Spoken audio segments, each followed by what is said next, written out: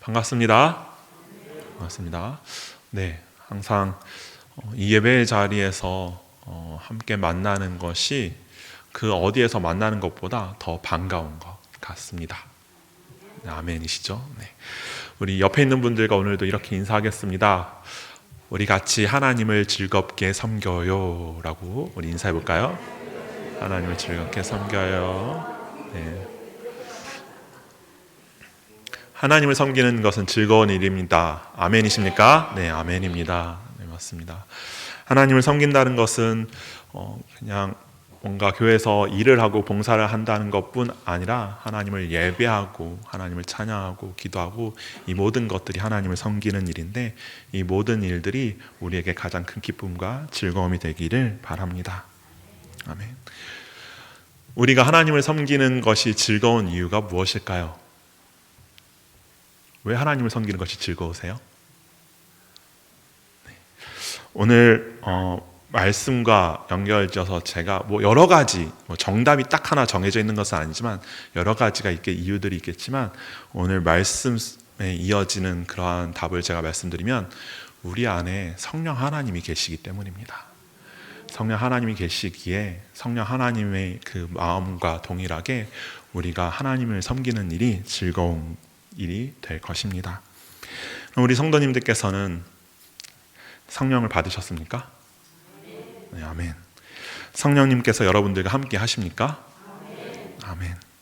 날마다 우리 안에 계시는 그 성령님의 임재를 경험하고 계십니까? 아멘. 우리는 오늘 성령님의 임재, 우리에게 오신 이 성령님에 대한 말씀을 함께 나누고자 합니다. 예수님을 우리의 구주로 고백하며 믿는 모든 자들에게 성령님이 오십니다. 성령님께서 우리에게 오신 것을 임하신다라고도 표현하고, 이것을 우리는 성령의 임재하심, 성령의 내주하심이라고 합니다. 그럼 성령님은 어떻게 우리에게 오셨을까요? 예수님께서 말씀하신 대로, 예수님께서 약속하신 대로 오셨습니다. 예수님께서는 십자가에 달리시기 전에 제자들과 이 땅에서 마지막 날들을 보내실 때 이런 말씀을 하셨습니다. 요한복음 14장 16절 17절 말씀인데요, 우리 함께 읽어볼까요? 같이 읽겠습니다. 내가 아버지께 구하겠으니 그가 또 다른 보혜사를 너희에게 주사 영원토록 너희와 함께 있게 하리니 그는 진리의 영이라. 세상은 능히 그를 받지 못하나니 이는 그를 보지도 못하고 알지도 못함이라. 그러나 너희는 그를 아나니 그는 너희와 함께 거하심이요 너희 속에 계시겠음이라. 아멘. 예수님께서 성령님을 말씀하시는, 성령님을 약속하시는 그런 말씀입니다. 예수님께서 제자들에게 다른 보혜사가 오셔서 예수님께서 행하신 일들을 계속해서 이어나가실 것이라고, 그렇게 하나님께 구하겠다고 말씀하십니다. 우리는 예수님께서 하신 이 약속의 말씀 속에서 삼위일체의 내용을 깨달을 수 있습니다. 그런데 자칫 이 말씀으로 하나님의 세 위격이 각각 독립적으로 따로따로 존재한다고 잘못 생각할 수도 있습니다. 그래서 예수님께서는 이 말씀을 이어서 하십니다. 18절 말씀인데요, 같이 읽겠습니다. 내가 너희를 고아와 같이 버려두지 아니하고 너희에게로 오리라. 아멘. 제자들에게, 믿는 자들에게 오시는 분이 누구신가요? 예수님. 예수님께서 이들에게 오신다고 하셨습니다. 예수님께서 이들에게 그럼 누가 오신다고 하셨나요? 성령님입니다. 그럼 성령님이 오시는 걸까요? 예수님이 오시는 걸까요? 네. 예수님은 비록 하나님의 부르심을 따라 성부 하나님께로 가시지만 보혜사가 오시기 때문에 여전히 우리와 함께 하시는 것입니다. 우리는 이 말씀을 통해서 성자 하나님과 성부 하나님은 하나이시며 또 성자 하나님이신 예수님과 성령 하나님도 동일한 분이라는 것을 깨달을 수 있습니다. 성령님이 오시지만 그렇기에 곧 예수님께서 오시는 것이라고 말씀을 하시는 것입니다. 성부 하나님과 성자 하나님과 성령 하나님은 구별되지만 동시에 한 분이십니다. 하나님은 한 분이시며 삼위일체의 하나님이신 것입니다. 저는 이 삼위일체에 대한 말씀을 나눌 때마다 드리는 말씀이 있습니다. 삼위일체를 이해하려고 하지 마십시오. 믿으십시오. 삼위일체는 우리가 이해하고 풀어내려고 하는 것이 아니라 믿음으로 바라보아야 하는 것입니다. 성부, 성자, 성령 하나님은 삼위일체의 하나님이시기 때문에 예수님께서 이 성령님을 약속하신 것은 성령님께서 이 땅에 우리에게 오실 것이다 라고 말씀하신 이 말씀은 바로 예수님 자신이, 예수님께서 이 땅에 오시겠다, 우리에게 오시겠다라고 하신 약속과 같은 것입니다. 그렇게 우리는 예수님께서 하나님 아버지의 오른편에 앉으시고 또한 세상 끝날까지 우리와 항상 함께 있겠다라고 하신 이 말씀의 의미를 깨달을 수 있게 되는 것입니다. 그러니 성령님께서 우리에게 오시는 것, 성령의 임재는 곧 하나님의 임재이시고 예수님께서도 우리와 함께 하신다라는 것을 의미합니다. 삼위일체 하나님께서 우리와 함께 하신다라는 것은 우리의 믿음의 삶에 커다란 영향을 주게 됩니다. 우리가 오늘 읽은 사도행전 2장에서 성령의 강림을 기록하고 있습니다. 오늘 우리가 읽은 말씀은 2장 1절에서 4절까지지만 저는 오늘 사도행전 2장 전체의 말씀을 좀 함께 보도록 하겠습니다. 성령님이 오신 이 자리에 있던 제자들에게는 그동안 어떤 일들이 있었을까요? 성령님이 오시기 전까지 이들에게는 어떤 일들이 있었나요? 그들이 왕으로 모시던 예수님께서는 왕이 자신의 대관식에 참여하는 것과 같이 예루살렘으로 화려한 모습으로 들어오셨습니다. 예루살렘의 모든 유대인들이 예수님을 자신의 왕으로 고백하며 열렬히 환호하면서 그 예수님을 왕으로 맞이하였습니다. 호산나 호산나 외치면서 그렇게 들어오신 분이 우리 예수님이셨습니다. 그런데 바로 얼마 지나지 않아서 그 예수님께서는 자신을 죽이려고 하는 자들 가운데서 재판을 받으시고 십자가에 못 박혀 죽으셨습니다. 그리고 부활하셔서 하늘로 올라가셨습니다. 이 제자들은 자신들에게 일어나는 이 모든 상황들에 매우 당황했을 것입니다. 얼마 안 되는 이 시간 동안 너무 많은 일들이, 다양한 일들이, 여러 가지 상상도 못할 정도로 180도 다른 상황들이 자기들 앞에 막 자신들이 마주하게 된 것입니다. 예수님께서 왕으로 환대를 받으셨지만 십자가에 못 박혀 죽으셨습니다. 예수님께서 죽으셨지만 다시 부활하셨습니다. 제자들은 부활하신 예수님과 밥도 먹고 이야기도 나누고 또 죽으실 때 입으신 상처도 만져보았습니다. 그런 제자들이 예수님의 이 마지막 말씀을 들으면서 약속하신 대로 그 말씀이 이루어지기를 원했습니다. 그래서 예수님께서 다시 하늘로 올라가신 후에 제자들은 예루살렘의 다락방에 모여서 함께 기도하였습니다. 하나님의 말씀이, 그 약속이 다시 오시겠다, 우리에게 오시겠다라고 하신 그 약속이 이루어지기를 바라면서 기도하고 기다렸던 것입니다. 그러자 성령님께서 이 세상에 오셔서 다락방 안으로 제자들 마음속으로 들어오셨습니다.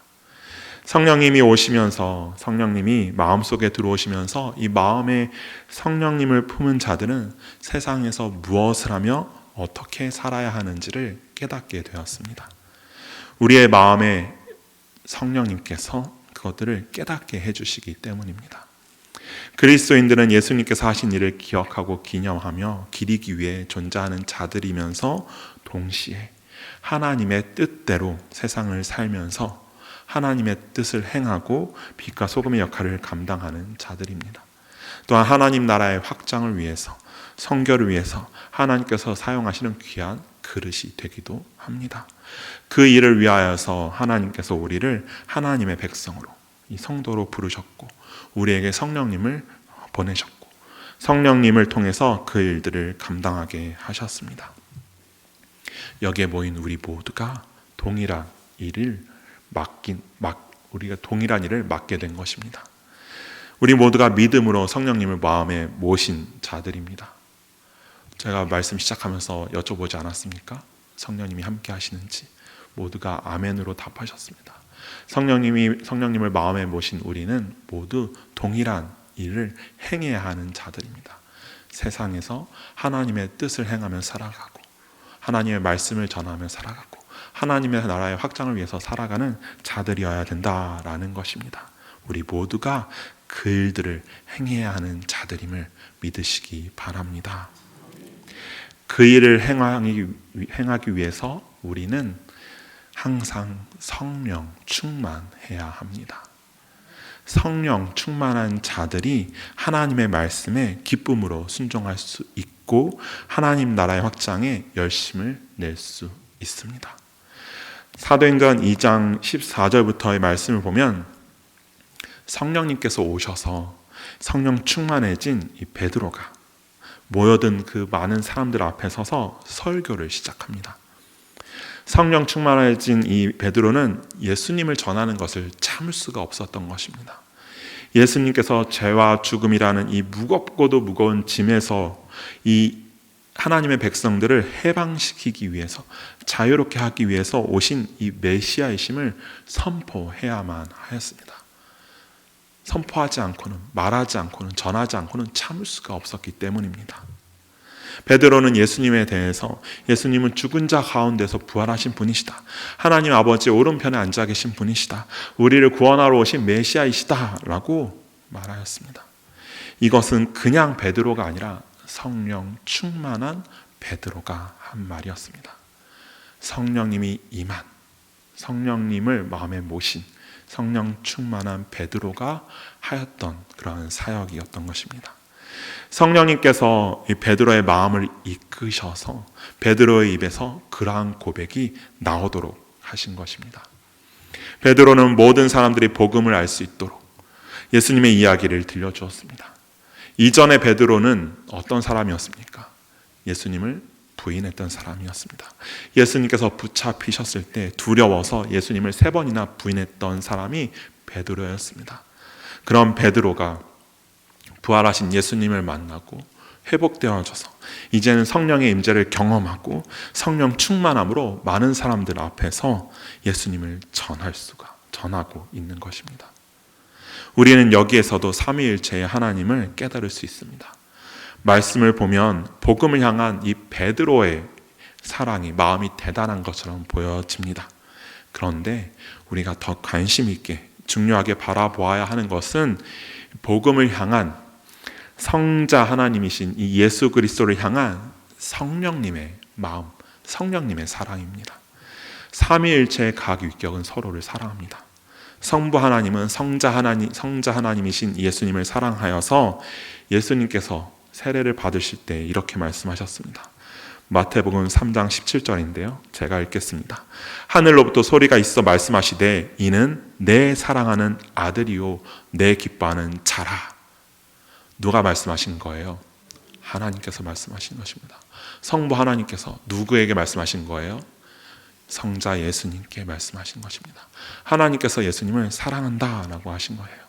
성자 예수님을 향한 성부 하나님의 사랑을 알 수 있는 장면입니다.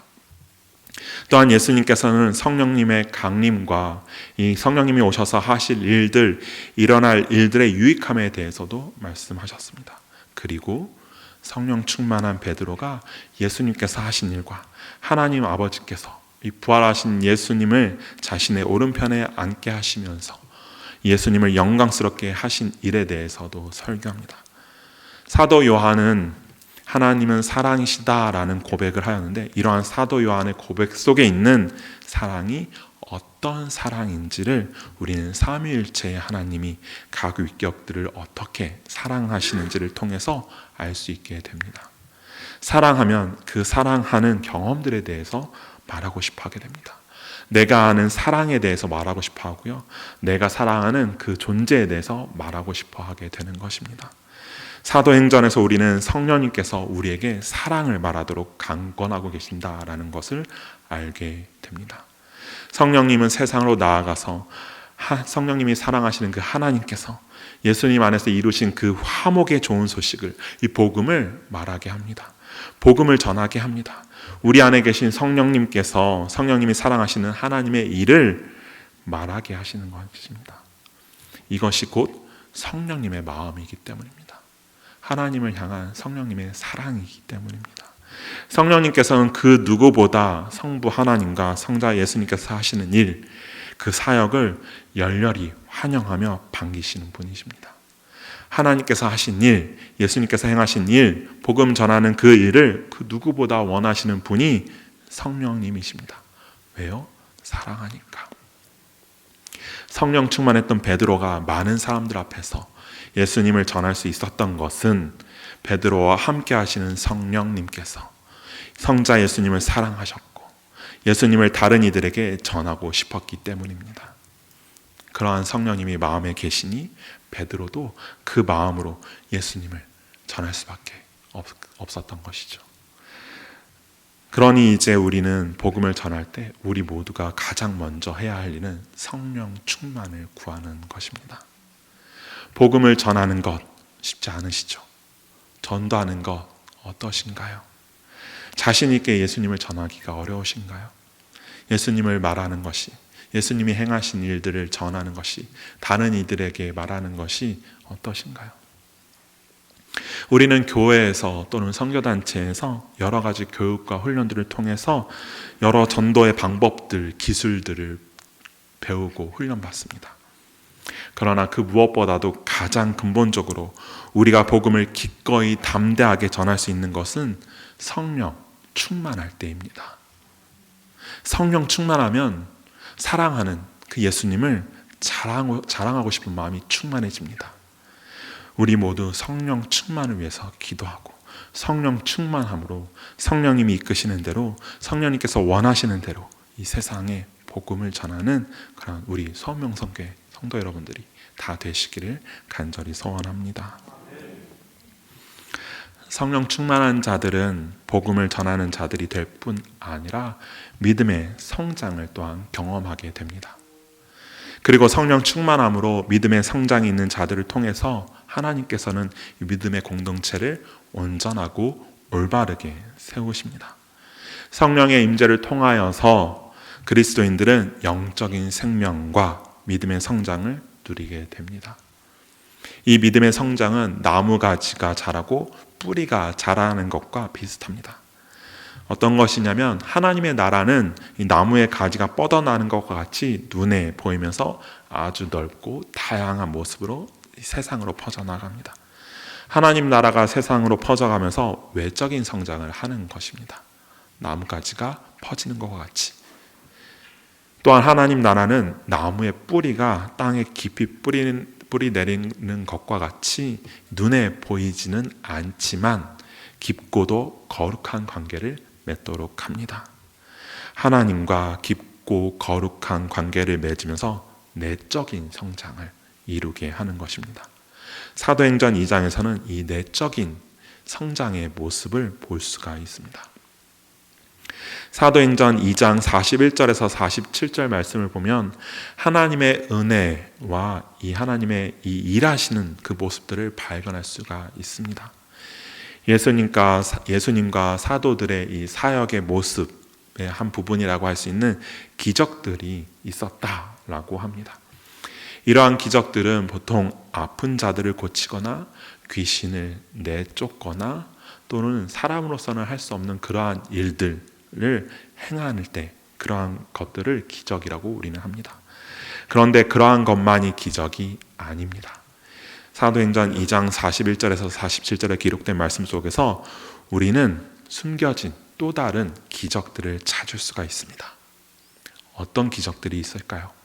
사도행전 2장 41절에서 47절 말씀 제가 읽지는 않겠지만 한번 눈으로 훑어보시기 바랍니다.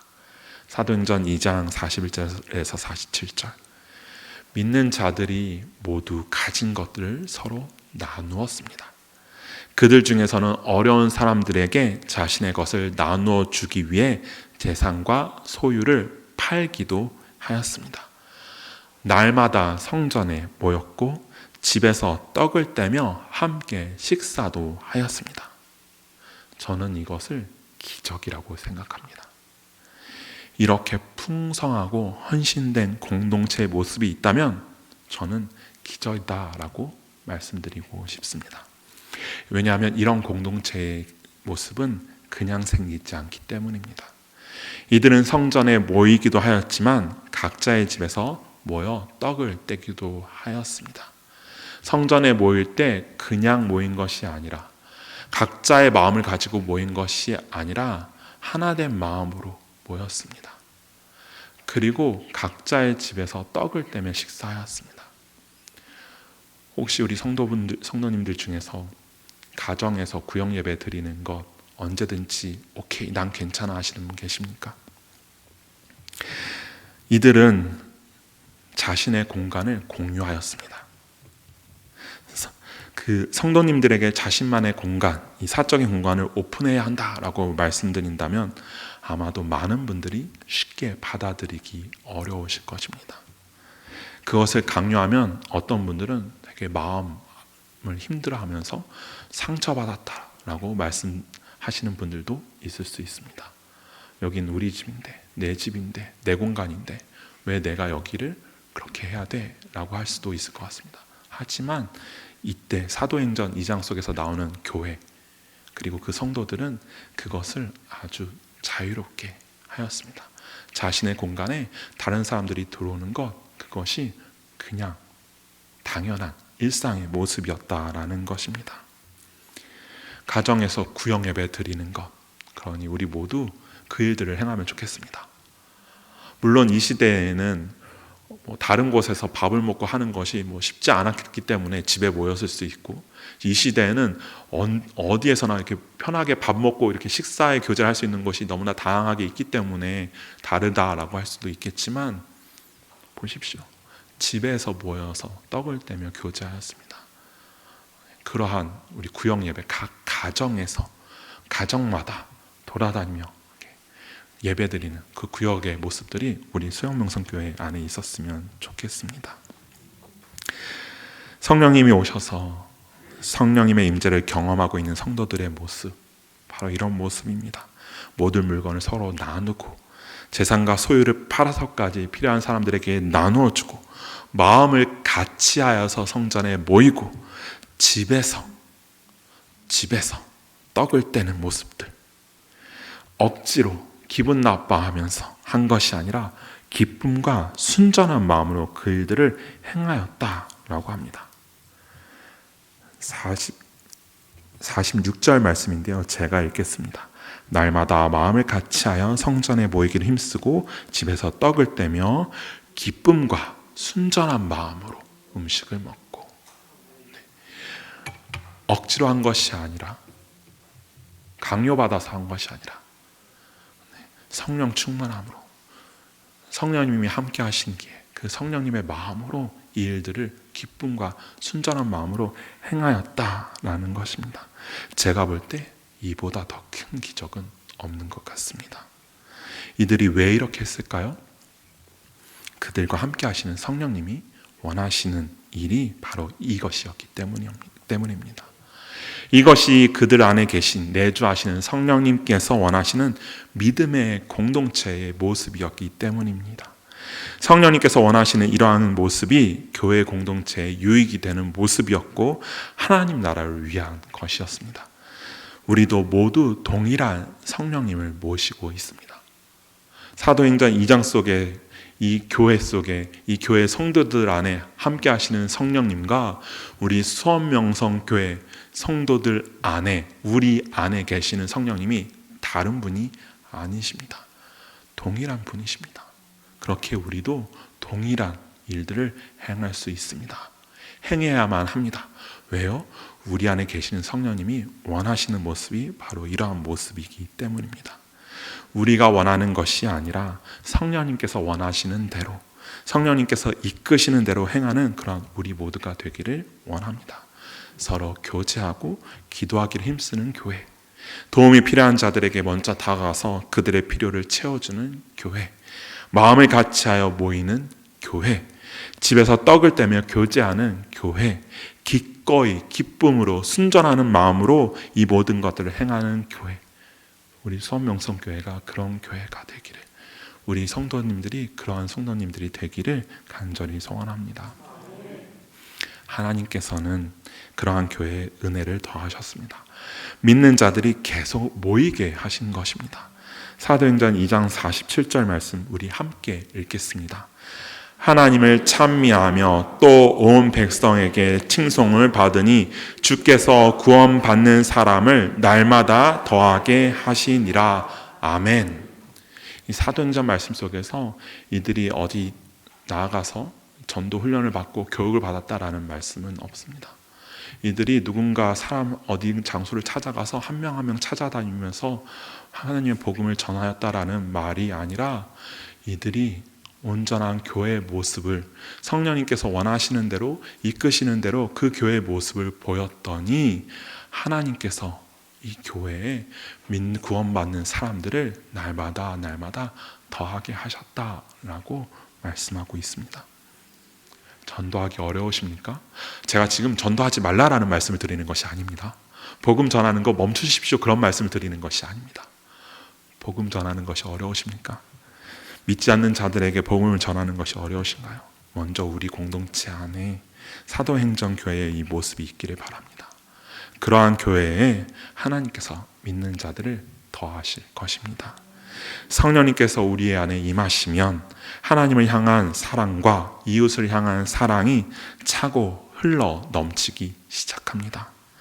특히 함께 믿음을 가지고 그 믿음을 나누는 자들에게 더욱 그렇게 될 것입니다. 하나님을 향한 사랑으로 세상에 복음을 전하고 또 믿음의 형제 자매를 향한 사랑으로 풍성하면서도 이 깊은 믿음의 공동체를 세워나갈 수 있습니다. 하나님께서는 예수 그리스도의 이 십자가 죽으심으로 그 죽음 안에서 우리와 화목하게 되실 것과 예수님의 부활로 우리에게 영생이 허락되어질 것을 약속하십니다. 또한 하나님께서는 우리에게 성령 하나님을 통하여서 우리가 미처 생각하지도 못한 최고의 선물을 허락하셨습니다. 그 선물이 바로 하나님이십니다. 자신을 우리에게 주신 것입니다. 성령 하나님께서는 그리스도를 믿는 모든 성도들 안에 계시고 이 세상 모든 곳곳마다 복음을 전하며 믿음의 공동체를 세우시기 위해서 그 일들을 위하여서 우리에게 능력을 주시기 위해 우리에게 오셨습니다. 성령님께서는 죄인들을, 이 죄인인 우리들을 예수 그리스도에게로 인도하시고 이 땅에서 예수님처럼 살기로 결단하고 열심으로 살아가는 성도들에게 힘을 주시며 땅끝까지 이르러 복음이 또한 성도들의 믿음의 삶이 이르게 하기 위해서 이 땅에 오셨습니다. 그리고 사도행전 2장 속에 나타나는 이 교회의 모습은 하나님의 영이라는 선물이 가져온 그 결과입니다. 인공적으로 만들어지지 않은, 인위적으로 만들 수 없는, 사람이 할 수 없는 그러한 것입니다. 믿음을 가진 자들이 성부 하나님과 성자 예수님에게서 받은 이 선물, 하나님의 영, 성령님의 이 임재로 충만해지게 되는 것입니다. 우리는 성령님으로 충만해질 수 있습니다. 성령님으로 충만해져서 성령님으로 변화된 그런 삶을 살아가기를 소원합니다. 그러기 위해서 계속해서 하나님의 임재를 구하고 성령으로 충만해지기를 간구하면서 하나님의 말씀과 복음을 향한 그 사랑을 날마다 새롭게 해주시기를 계속해서 기도하는 그런 우리 성원명성교회가 되기를 간절히 소원합니다. 기도하겠습니다.